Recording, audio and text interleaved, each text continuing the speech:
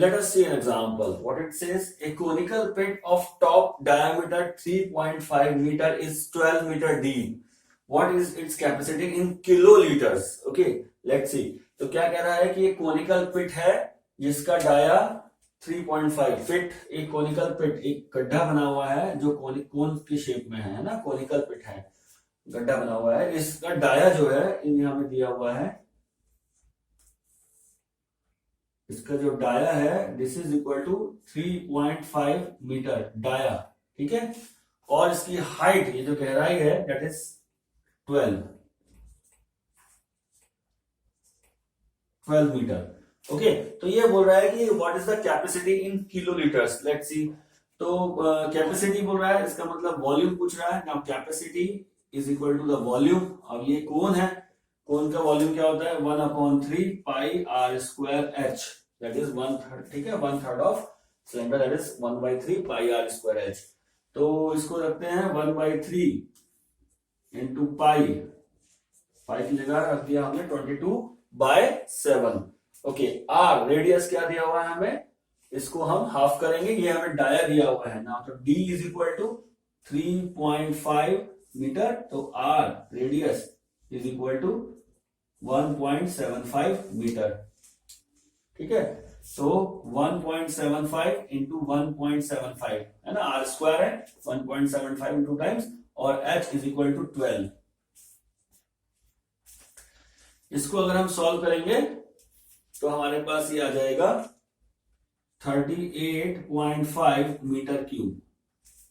This is the volume और capacity, है ना, दोनों एक ही बात है, इतने metre cube. Now it is asked कि कैपेसिटी इन किलोलीटर्स में बताना है, किलोलीटर्स। तो हमने वो टेबल पढ़ा था, 1 metre cube is equal to 1000 litre, ये हम जानते हैं। और 1000 लीटर को हम बोलते हैं किलो लीटर भी बोल सकते हैं, है ना, किलो लीटर। तो यानी जितने मीटर क्यूब है उतने ही किलो लीटर होते हैं। That it can also be says that is 38.5 kilo litres भी इसको कह सकते हैं हम। Okay, let us take one example. What it say, a right triangle ABC with sides 5 cm, 12 cm and 13 cm is revolved about the side 12 cm. Okay, find the volume of the solid so obtained. Done. If the triangle is revolved about the side 5 cm, then find the volume of the solid so obtained, and find the ratio of the volumes of two solids so obtained. Okay, क्या कह रहा है कि एक right angle triangle है ABC, इसकी sides हमें दी हुई है 5 सेंटीमीटर, 12 सेंटीमीटर एंड 13 सेंटीमीटर। तो ओके, और इसको हमने रिवॉल्व किया है अराउंड द साइड 12 सेंटीमीटर। देखते हैं एग्जांपल।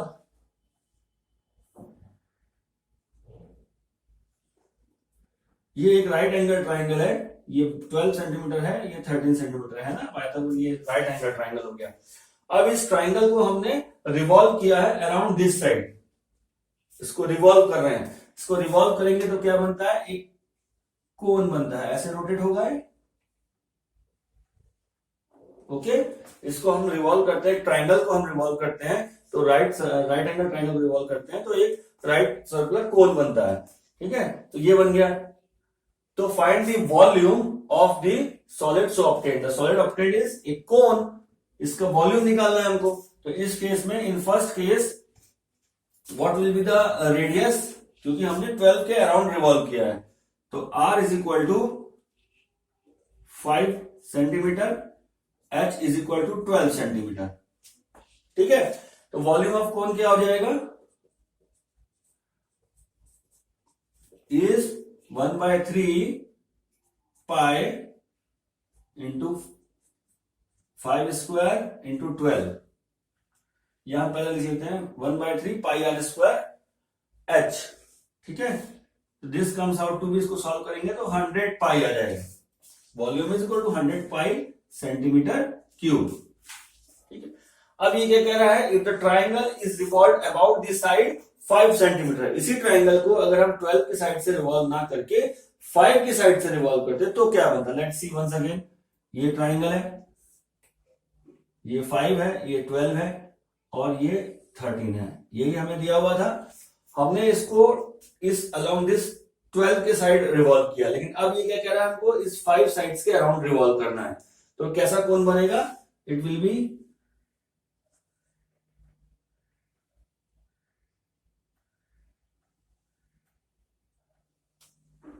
लाइक दिस, इस तरह का कोण बन जाएगा। ठीक है, तो अब इस केस में सेकंड केस अगर हम ले लें तो सेकंड केस में वो क्या कह रहा है कि अब इस केस में इसका रेडियस क्या होगा? रेडियस क्या होगा? तो radius will be 12 centimetre and height of this cone क्या है? That is 5 centimetre. ठीक है, तो वॉल्यूम क्या होगा सेकंड केस में? Volume for second, this is volume for 1। ठीक है, now this comes out to be 1/3 pi r square h. अब इस केस में क्या होगा? 1/3 पाई आर स्क्वायर, आर क्या है हमारा? 12 स्क्वायर इंटू 5। ठीक है, यहां इसके अराउंड लिया है इसलिए ऐसा कोण बना है, रेडियस और हाइट इसकी चेंज हो गई इसलिए हमको ऐसा दिखा रहा है। इसको सॉल्व करेंगे तो it comes out 240 pi centimetre cube, 240 pi centimetre cube. Okay, और फिर पूछ रहा है find the ratio of volume of these two. तो volume 1 volume 2 is equal to, volume 1 क्या था? 100 पाई और वॉल्यूम 2 क्या है? दैट इज 240 पाई। तो रेशियो क्या हो गया इसके बीच में? अगर हम देखेंगे दैट विल बी 5/12 और 5:12। This is the answer. Let us take an example. What it says, the diameter of the metallic ball is 4.2 centimeter. What is the mass of the ball if the density of metal is 8.9 grams per centimeter cube? Okay. Now what is given to us? Given है diameter is equal to 4.2 centimetre. तो हमें को क्या चाहिए यहां से? Radius. Radius is equal to 2.1 centimetre. ये हमारा काम करेगा, that is R, radius R, radius. ठीक है, उसके बाद दिया है हमें density of metal. Now density is equal to 8.9 grams per centimetre cube, ये हमको यहां दिया हुआ है। And what we have to find? We have to find the mass of this ball, to find mass of the ball. Okay, now mass find करने के लिए क्या है हमको मालूम है, हम यहां पे देख सकते हैं, that is density is equal to mass is equal to density into volume. ये होता है मास का फॉर्मूला, डेंसिटी इंटू वॉल्यूम। अगर हमें नहीं भी मालूम तो हम क्या कह सकते हैं, हम यहां से फाइंड आउट कर सकते हैं, जो हमें यूनिट दी है वहां से find out. Density is equal to क्या दिया है? ग्राम्स पर सीसी या सेंटीमीटर क्यूब, आप देख लीजिए यहां पे हमें दिया हुआ है। यहां से हम फाइंड आउट कर सकते हैं कि फॉर्मूला क्या है, density is equal two grams per centimetre cube यहां दिया है, इसका मतलब मास अपॉन वॉल्यूम। ये मास अपॉन वॉल्यूम ऐसे फाइंड आउट कर सकते हैं। या दूसरा तरीका क्या है, ये हमें क्या कह रहा है? 1 सेंटीमीटर क्यूब, यानी पर सेंटीमीटर क्यूब दिया है, इसका मतलब 1 सेंटीमीटर क्यूब का mass is 8.9 gram, is equal to 8.9 gram. तो क्या हमें फाइंड आउट करना है यहां से? हम अगर फाइंड आउट कर लें वॉल्यूम तो हम मास निकाल सकते हैं, यानी वॉल्यूम ऑफ स्फीयर अगर हम निकाल लें तो हम मास निकाल सकते हैं यहां से। ओके, तो पहला टास्क क्या हो गया हमारा? हमें फाइंड आउट करना है वॉल्यूम ऑफ स्फीयर। तो what is the volume of sphere?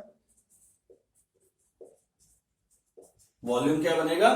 That is 4/3 pi are cube. Okay, that is 4/3 pi की जगह 22/7 आर क्यूब। ठीक है, इसको हमने सॉल्व किया तो हमारे पास बना, सॉल्व करके आप देखिएगा, इसको बनेगा 38.808 इतना सेंटीमीटर क्यूब। ओके, तो मास क्या होगा आप किसी भी मेथड से यहां निकाल सकते हैं। Mass is equal to density into volume. that comes out to be density is 8.9 grams per cc और वॉल्यूम इज इक्वल टू कितने सीसी 38.808. जब हम इसको कैलकुलेट करेंगे it will come out to be 345.39 grams approx. ठीक है. Let's see one example. What it says, the diameter of the moon is approximately 1/4 of the diameter of the earth. Okay. What fraction of the volume of the earth is the volume of the moon? क्या हमें कह रहा है? What is given to us? Let's see. कि diameter of the moon is approx 1/4 of the diameter of earth. है ना? Let it be diameter of moon is equal to 1/4 of diameter of earth. Let the diameter of moon is dm and the diameter of earth is de. Okay.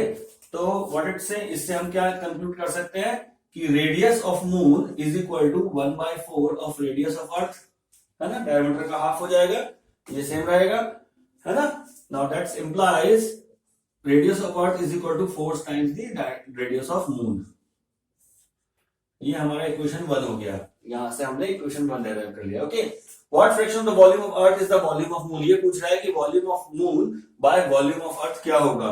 तो let volume of moon इसको हम is equal to Vm and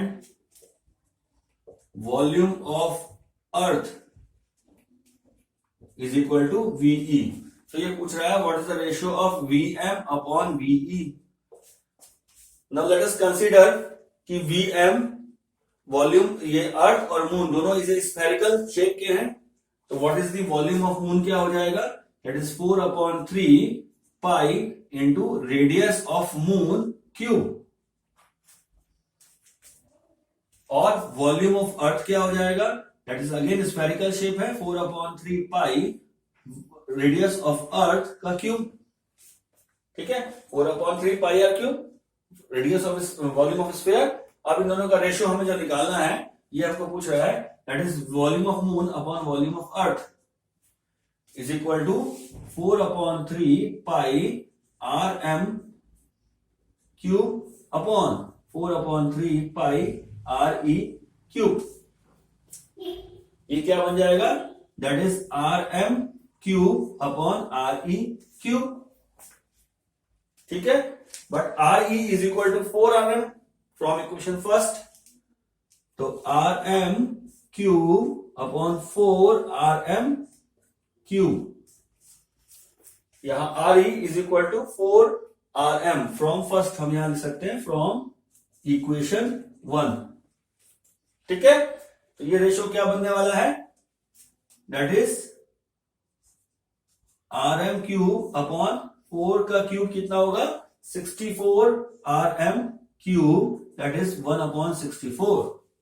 और ratio of this volume is 1:64. इसको हम लिख सकते हैं volume of moon is to volume of earth is equal to 1:64. यही हमें पूछा है. Now let us have one more example. What it says, 27 solid iron spheres, each of radius r and surface area s, are melted to form a sphere of surface area s dash. Find the radius r dash of the new sphere and the ratio of s and s dash. Okay, क्या कह रहा है कि हमारे पास iron के solid spheres हैं. कितने numbers हैं 27 नंबर्स ऑफ सॉलिड स्फीयर्स हैं.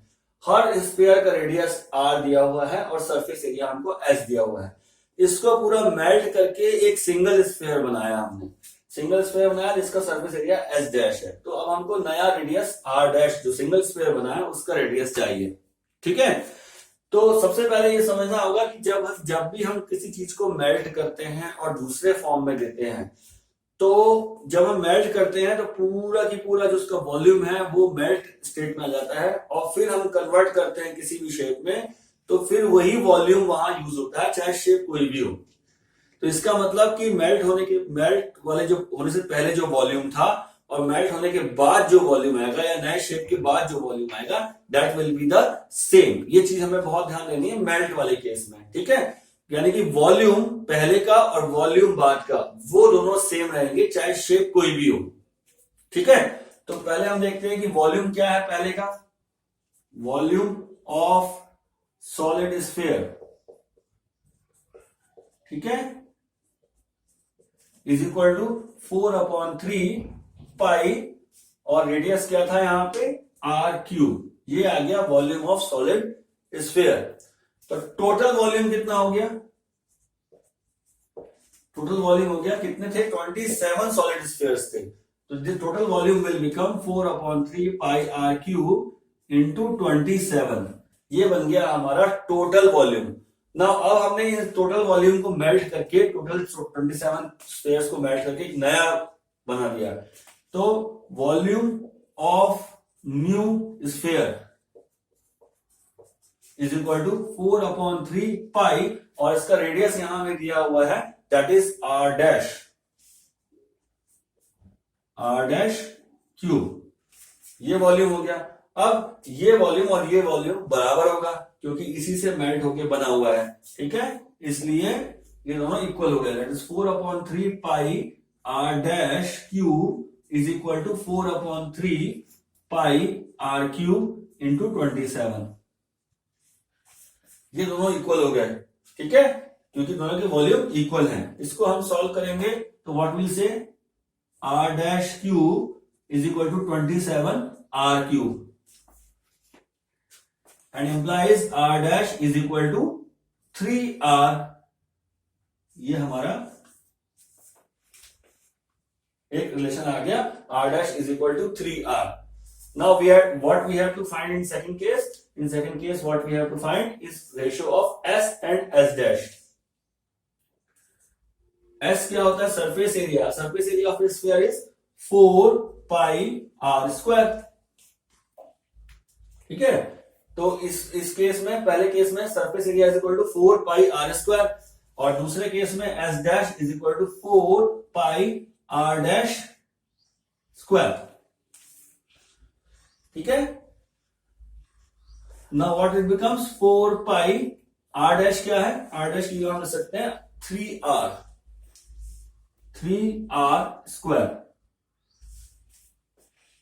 इन दोनों का रेशियो निकालेंगे, या हम कह सकते हैं 4 पाई r स्क्वायर इंटू 9। 3 का स्क्वायर कर लिया तो 9 आ गया।